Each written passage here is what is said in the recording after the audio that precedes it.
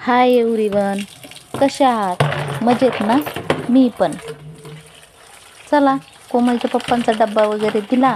म्हटलं आता तुम्हाला सांगावं आता काय काय काम चाललंय माझं डब्बा झाल्यानंतर. मी तुम्हाला म्हणत होते ना मी आता जास्त वेळ नाही बोलणार तुमच्याशी, आता मला आवरायचं आहे काम. तर बघा, ही सगळ्यांना काय वाटतं की डब्बा झाल्यानंतर बायका आराम करीत असतात. आराम तर थोडाफार करतोच बरं का, असं नाही का लगेच लागलेलं राहतो. थोडं थोडं रेस्ट करून पण दिवसभर हात चालूच असतं हात. तर बघा, डब्बा वगैरे झाला. इथं लगेच मी बिछाना उचलला, झाडू बिडू मारला. लगेच म्हटलं आधी धुणं धुवून घ्यावा, की आता पाऊस तर आता बंद झाला आहे बरं का. नाहीतर पहिली सवय लागली होती पाऊस येणार म्हणून लवकर सकाळी सकाळी सगळ्यात पहिले कपडे धुवून टाकायचे, जेणेकरून थोडेफार तरी पाणी निथरलं तर आतमध्ये तरी टाकता येतात. म्हणून ती सवय पडून गेली. तर सगळ्यात पहिलं आता मी इथं धुणंच धुतलं आहे. धुणं वगैरे धुवून घेतलं, मस्त वाळून घेतलं, वाळत टाकलं. आणि आता भांडे किचन तर आवरायचं राहिलं होतं. म्हटलं आतलं चट आवरता येईन, आधी बाहेरचं आवरून घ्या धुणं वगैरे. तर मग धुणं झालं. म्हटलं चला आता किचन वाट्टा आवरून घ्यावा. किचनमध्ये धुणं धुवून आले, किचन वाट्टा बघून हातपायच गळून गेले माझे. खूप राडा पडलेला होता किचन वाट्ट्यावर. आणि चक्क यशचा डब्बा तर बाप रे बाप, इतका वास मारीत होता. काल 3 वाजता नेलेला डब्बा सकाळी मी 12 वाजता धुत होते, म्हणजे 24 घंटे होऊन गेले त्याला. थोडंच 2-3 तास राहिले होते 24 घंट्याला. तर डब्याचा असा वास सुटला होता. म्हटलं चला एकदा ना आवरून घ्यावा आता हे सगळं. त्याला डब्बा पण लागन ना यशला मग 3 वाजता.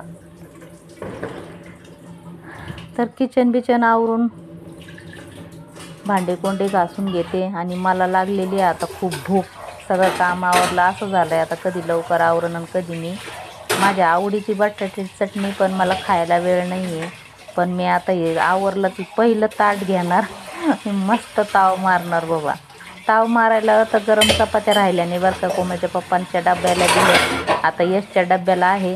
आणि मी काय करणार, आता रात्रीच्या 2 पोळ्या उरलेल्या आहेत. त्या 2 पोळ्या मस्त अशा तेलात फ्राय करणार, छानपैकी कडक बनवणार. मस्त जशी पुरी बनवतो आपण तसं मस्त कडक पुरीसारखं बनवून, मस्त बटाट्याची चटणी त्याच्याबरोबर ती पुरीसारखी चपाती.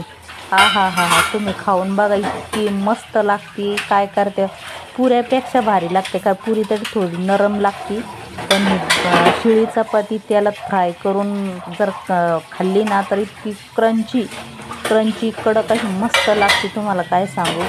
तर चला आता घेते मी जेवायला. आणि ही बघाय चपाती कशी मस्त फ्राय केली, कडक एकदम क्रंची. काय म्हणतात ना,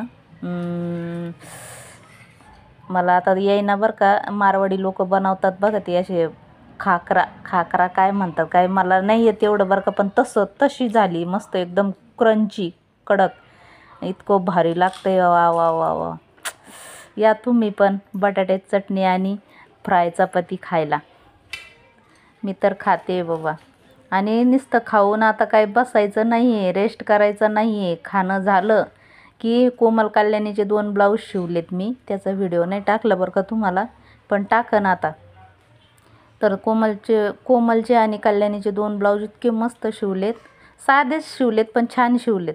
पण आता त्याला हुक लावायचे राहिले. तर म्हटलं चला आता जेवण वगैरे झाले का थोडंसं बसावं आणि बसल्या बसल्या त्या ब्लाऊजला हुक लावून घ्यावं. तर ब्लाऊज बघा कसे शिवलेत मी, एकदम मस्त शिवलेले आहेत, एकदम परफेक्ट. एकदम असं तुम्हाला काय सांगू, मापं वगैरे एकदम कुठंच कमी नाही जास्त नाही, इतकं मस्त ब्लाऊज. याचं चौकोनी गळा शिवला आहे. आणि कल्याणीनं बोटनेक शिवायला लावलं होतं, तर तिचं बोटनेक शिवलं आहे.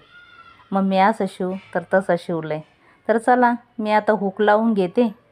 आणि हुक लावल्यानंतर आता थोडंसं रेस्ट करते, 15-20 मिनटं फोन बघत बसते. तोपर्यंत बाय.